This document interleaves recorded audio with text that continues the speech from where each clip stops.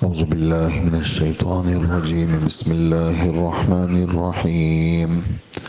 ولو ترى إذ المجرمون ناكسوا رؤوسهم عند ربهم ربنا أبصرنا وسمعنا فارجعنا نعمل صالحا إنا موقنون.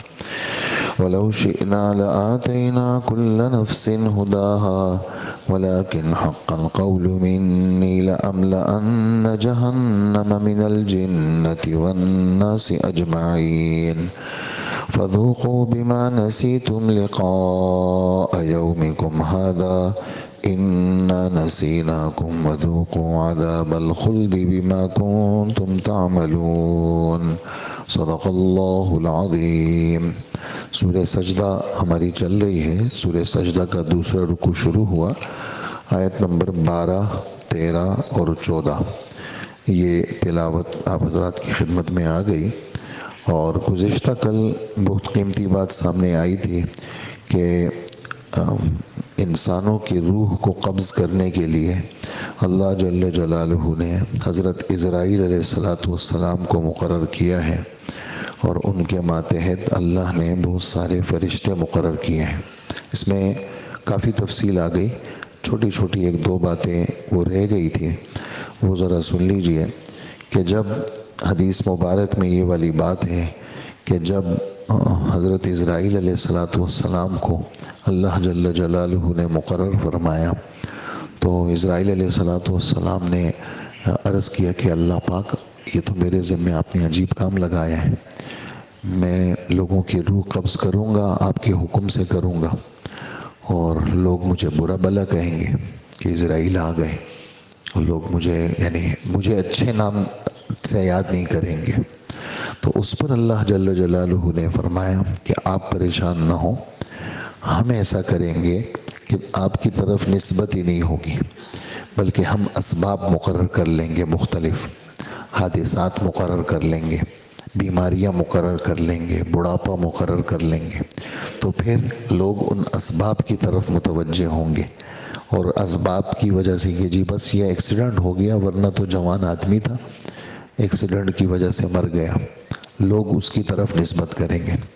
اور ہم آپ کے لیے اس کے اندر ایک جملہ میں عرض کروں گا. چونکہ ہم تو مسلمان ہیں، ہم تو اسباب کو دوسرے نمبر پہ رکھتے ہیں، اور ہم مسبب الاسباب اللہ کو پہلے نمبر پہ رکھتے ہیں. ہم مسلمان ہیں سارے.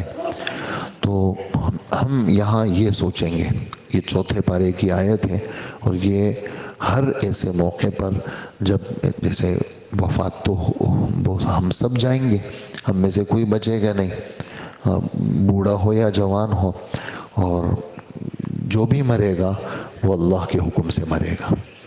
یہ جس کو کہتے ہیں نا 100 باتوں کی ایک ہی بات، وہ قرآن پاک کی آیت میں پڑھ کے سناؤں آپ کے سامنے کہ ہمارے رب فرماتے ہیں، یہ چوتھے پارے کی آیت ہے، وَمَا كَانَ لِنَفْسٍ أَن تَمُوتَ إِلَّا بِإِذْنِ اللَّهِ. کوئی بھی جان ایسی نہیں ہے کہ جو اللہ کے حکم کے بغیر مر جائے. یعنی آپ سمجھیں کہ یہ جملہ بالکل ایسا بند ہے. یعنی ہمارے عربی بلاغت کے اندر اس کو کہتے ہیں، اس جملے میں حصر ہے، یعنی چاروں طرف سے بند ہے. کسی کی جان نہیں لی جا سکتی صرف اللہ کے حکم سے. یہ اس کا گویا میں نے لفظ ترجمہ کیا، اور میں نے پہلا جو ترجمہ تھا وہ میں نے بامحاورہ کیا سمجھانے کے لیے کہ کوئی بھی جان اللہ کے حکم کے بغیر مر نہیں سکتی. نمبر 2، وقت سے پہلے نہیں مر سکتی. یہ دو باتیں ہمیشہ کے لیے. یعنی مطلب شیطان ایسے موقعوں پر ہر چیز بھلا دیتا ہے، اور آدمی آپے سے باہر ہو جاتا ہے. وہ کبھی کبھار خدا پہ اعتراض کرتا ہے کہ اللہ پاک نعوذ باللہ اللہ ظالم ہے، اللہ نے ایسا کیا، یہ اللہ ایسے ہیں، نعوذ باللہ. نہیں، اللہ کا حکم ہم تقدیر کہتے ہی اس کو ہے کہ ہم اللہ کے فیصلوں پر راضی ہوں. تقدیر کہتے ہیں اس کو ہے کہ ہم اللہ کے فیصلوں پر راضی ہوں. اور عجیب بات آپ کو بتاؤں، جب آپ یہ بہت بڑا نقصان سامنے آ گیا اور فوراً آپ نے کہا کہ بس یہ اللہ کی طرف سے تھا، کوئی بات نہیں، میں اس پہ راضی ہوں، آپ کا دل ایک دم خوش ہو جائے گا، ایک دم اطمینان اللہ بھیج دیں گے. اور ذرا سا اگر آپ نے ادھر ادھر وہ کیا، اپنا دل دماغ لے گئے، تو ایسا غم اللہ مسلط کریں گے کہ آپ کی نیندیں اڑا دیں گے۔ تو اس لیے ہمیشہ کے لیے، یہ تو موت کی بات ہے، ہر مسئلے کے لیے اس میں ہمارے دل دماغ میں یہ بات ہو کہ اللہ کے حکم سے۔ اور کیا؟ نمبر 2، یہ موت کی آیت میں وقت مقرر ہے۔ تو مومن جو ہے وہ حادثات کی طرف نسبت نہیں کرتا، تو اللہ جل جلالہ نے فرمایا کہ میں اسباب ایسے مقرر کر لوں گا کہ لوگ کیا کہیں گے کہ بھی فلانی چیز کی وجہ سے ایسا مقرر ہو گیا۔ اور ایک بات، اور پھر اس دوسری بات، یعنی کل کی باتوں میں ایک بات یہ ہو گئی، اور بیچ میں ایک بات آ گئی، میں نے آیت پڑھ لی کہ بھئی ایمان والا سبب کو نہیں دیکھتا، ایمان والا تو اللہ کے حکم کو دیکھتا ہے۔ یہ بات یعنی تفسیر کے اندر لکھی ہوئی بات نہیں تھی، یہ بات تو میں نے اس کے ضمن میں سمجھانے کے لیے بات کہہ دی کہ ایمان والا سبب کی طرف نسبت نہیں کرتا، ایمان والا وہ اللہ کے حکم کی طرف، مسبب الاسباب کی طرف نسبت کرتا ہے۔ اور دوسری بات جو کل والی باتوں میں سے رہ گئی تھی وہ یہ بات ہے کہ موت سے پہلے اللہ بہت سارے قاصد بھیجتے ہیں۔ موت سے پہلے اللہ پاک بہت سارے قاصد بھیجتے ہیں، بیماریاں بھیجتے ہیں، بڑھاپا بھیجتے ہیں، مختلف قسم کی چیزیں بھیجتے ہیں۔ کس چیز کے لیے؟ متوجہ کرنے کے لیے۔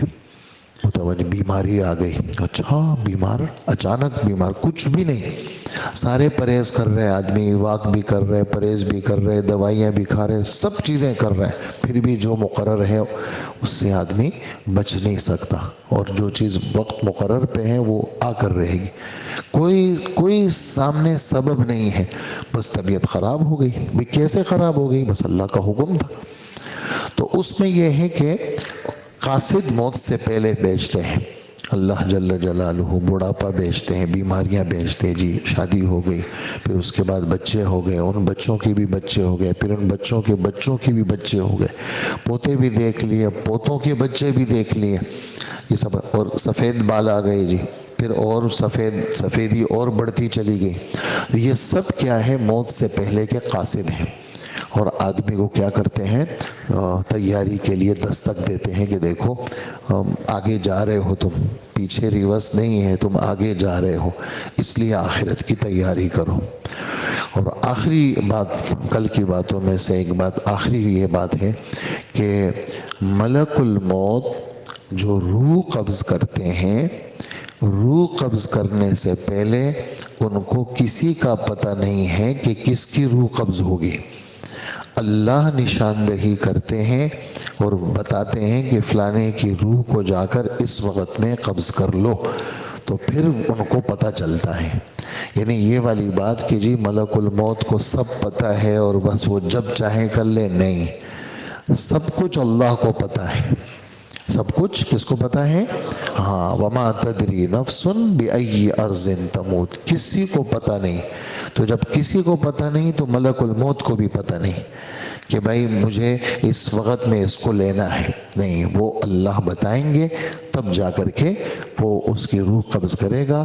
اس لیے کہ جتنا نظام ہے وہ صرف اللہ کے کنٹرول میں ہے، جتنا نظم ہے وہ صرف اللہ کے قبضے، اللہ کے تصرف میں ہے، اور اللہ کے قبضے سے کوئی چیز خارج نہیں ہے، اللہ کے قبضے سے کوئی چیز خارج نہیں۔ یہ باتیں سیکھنے کی باتیں ہیں، اور چونکہ ہم یہ صبح کا وقت ہوتا ہے، اس کے اندر بات دل میں جم جاتی ہے، اور ایسی جمتی ہے کہ پھر کبھی جاتی نہیں ہے۔ تو اس لیے یہ باتیں جو ہے اس کا تعلق ہمارے عقیدے اور ایمان کے ساتھ ہے۔ ان باتوں کو ایسا پکا رکھیں کہ کسی موقع پر آدمی ادھر ادھر نہ ہو۔ اور یہ بات کیوں کہہ رہا ہوں میں؟ یہ اگلی آیت میں یہی والی بات ہے کہ مجرم لوگوں کو آپ دیکھیں گے کل قیامت کے دن، چلیے، مجرم لوگوں کو کل قیامت کے دن آپ کہیں گے، آپ دیکھیں گے کہ مجرموں نے سر نیچے کیے ہوئے ہوں گے۔ یہاں مجرموں سے مراد مسلمان نہیں ہے، یہاں مجرموں سے مراد کافر ہے، اس لیے کہ مسلمان اگر گناہ گار ہے، گزشتہ کل ایک حدیث گزری کہ بخاری شریف میں کہ حضور صلی اللہ علیہ وسلم فرماتے ہیں کہ اللہ پاک گناہ گار کو بلائیں گے اور اللہ پاک اس پہ پردے ڈالیں گے، اس طرح اپنے قریب کریں گے اور چاروں طرف سے پیک کر دیں گے اس کو، اور اس کو کہیں گے اے میرے بندے، تو نے فلانے وقت میں یہ کیا تھا، تو وہ کہے گا ہاں میں نے کیا تھا. تو اللہ جل جلالہ اس کو کہیں گے میں نے دنیا میں پردہ ڈالا تھا، کسی کو نہیں بتایا تھا، اور تجھے میں نے بدنامی سے بچایا تھا. آج بھی میں تجھ پہ پردہ ڈالتا ہوں اور میں نے تجھے معاف کر دیا. ایمان والے کے ساتھ ایسا ہوگا. اور کافروں کے ساتھ کیا ہوگا؟ اللہ اکبر. رؤوس الاشہاد، ساری مخلوق کے سامنے ان کو لایا جائے گا. لا کر کے ان کو کھڑا کریں گے. اچھا تو ہے وہ؟ تو یہ کافر ہوں گے، ان کے سر نیچے ہوں گے. تو کیا کہیں گے؟ اے ہمارے رب، ہم نے اپنی آنکھوں سے قیامت دیکھ لی اور ساری حقیقت سن لی، سب چیزیں دیکھ لی اور یقین بھی آ گیا. بس آپ ہمیں واپس بھیج دیں، واپس بھیج دیں، بس اب ہم صحیح ہو جائیں گے. تو اللہ جل جلالہ فرماتے ہیں کہ دیکھو ہم نے تو نبیوں کو بھیجا تھا اور تمہارے سامنے سب چیزیں وضاحت کے ساتھ آ گئی تھی، اور تم نے اپنے اختیار سے کفر اختیار کیا اور آخرت کی چیزوں پر تم نے یقین نہیں رکھا، اس کو تم نے جھٹلایا. اور اگر ہم چاہتے تو تمہیں جبراً وہ کر دیتے، ہدایت دے دیتے اور آ جاتے. لیکن ایمان کا معاملہ جبر پہ نہیں ہے، ایمان کا معاملہ تو اس پر ہے کہ بھئی تم نے کیا ہی نہیں. اور ہم نے یہ بات طے کی ہوئی ہے. کون سی بات؟ کہ ہم نے دوزخ کو جنات سے اور انسانوں سے بھرنا ہے. کون سے انسان اور جنات؟ جو اپنے اختیار سے کافر بنے، جو انہوں نے اپنے اختیار کو تباہ کیا اور جان بوجھ کر کے کیا ہو گئے؟ وہ کافر بن گئے. اور چونکہ تم نے اس قیامت کی ملاقات کو بھلا دیا تھا، اس بھلانے کی وجہ سے تم دوزخ کا عذاب کو چکھو. اور آج ہم تمہیں بھلا دیتے ہیں. آج ہماری طرف سے تمہارے لیے فیصلہ ہے کہ تم کیا کر دیے جاؤ گے؟ بھلا دیے جاؤ گے. فذوقوا بما نسیتم لقاء یومکم ھذا انا نسیناکم، ہم تمہیں بھلا دیں گے. وذوقوا عذاب الخلد، ایک دو دن کا عذاب نہیں ہے. خلد کا ترجمہ ہے ہمیشہ، جیسے خالدین فیہا، خلد، ہمیشہ کے عذاب کا مزہ چکھو. کس وجہ سے؟ تمہاری کرتوتوں کی وجہ سے، تمہاری حرکتوں کی وجہ سے. تو چونکہ یقین ایک بہت بڑی دولت ہے، ایمان اور یقین بہت بڑی دولت ہے، اس لیے بار بار یقین کی باتوں کا ذکر کرنا، بار بار سننا اور آخرت کو اللہ سے مانگنا. یا اللہ آپ نے ہماری دنیا اچھی بنائی ہے، اے اللہ ہماری قبر بھی اچھی بنا، اللہ ہماری حشر بھی اچھی بنا، اور اے اللہ ہم پہ پردہ ڈال دے. یہ پردے کی دعا حضور نے بہت مانگی ہے، آپ سنتے ہوں گے، میں مانگتا رہتا ہوں اللہم استرنا بسترک الجمیل. بالکل آسان دعا ہے. یہ دعائیں آپ سنتے ہیں، یاد کیا کریں. بہت ساری دعائیں بار بار آتی ہے نا، اس کو یاد کیا کریں. اپنے آپ کو ایسا نہ سمجھے کہ بھی آپ یاد نہیں کر سکتے. کیوں یاد نہیں کر سکتے؟ اللہ نے عقل دی ہے، دماغ دی ہے. دکان کا سارا حساب آپ کو حفظ یاد ہے اور دعا یاد نہیں ہوتی، اس لیے کہ دعا کی طرف توجہ نہیں، دکان کی طرف توجہ ہے آپ کی. مال کہاں کہاں پڑا ہوا ہے سب یاد ہے، دعا یاد نہیں ہوتی. چھوٹی سی دعا ہے، اس کو یاد کریں. ہر نماز کے بعد اس کو مانگا کریں اللہم استرنا بسترک الجمیل. کیا؟ ہاں. اور ایک اور دعا، اے اللہ خوبصورت پردہ ڈال دے. ستر پردہ، جمیل خوبصورت، استر چھپا دے. اے اللہ مجھے اپنے خوبصورت پردے سے چھپا دے. اللہم استرنا بسترک الجمیل. اور ایک اور دعا ہے، وہ بھی آپ سنتے رہتے ہیں، یاد کریں اور مانگا کریں. اللہم استر عوراتنا. کیا؟ ہاں. اللہم استر عورات کہتے ہیں، عورتن کی جمع ہے، پردے والی چیز. اے اللہ میری جو چھپی ہوئی چیزیں ہیں نا، اس پہ آپ پردہ ڈال دیں. ہاں. اللہ سے تو کوئی ڈھکی چھپی نہیں ہے، لیکن یا اللہ لوگوں کے سامنے واضح نہ ہوں، آپ لوگوں سے مجھے چھپا دیں. اور وآمن روعاتنا. کیا؟ ہاں. اس لیے کہ آپ حضرات سنتے رہتے ہیں اور عرصے سے سن رہے ہیں، تو اس کا مفہوم ذہن میں رکھ کر کے مانگے. وآمن، آمین کے معنی آتے بے خوف بنا دے. روعہ، خوف والی چیزوں سے مجھے بے خوف کر دے. ہاں. خوف چیزیں آتی ہیں، دنیا میں آتی ہیں، گھروں میں بھی آتی ہیں، باہر بھی آتی ہیں، تو اے اللہ مجھے کیا کر دے؟ بے خوف کر دے. آمین، بے خوف کر دے. روعاتنا، خوف والی چیزوں سے. تو یہ جب آدمی مانگے گا تو اللہ پاک اس پر پردہ ڈالیں گے، دنیا کے اندر بھی اور آخرت کے اندر بھی۔ اللہ ہمیں عمل کی توفیق عطا فرمائے۔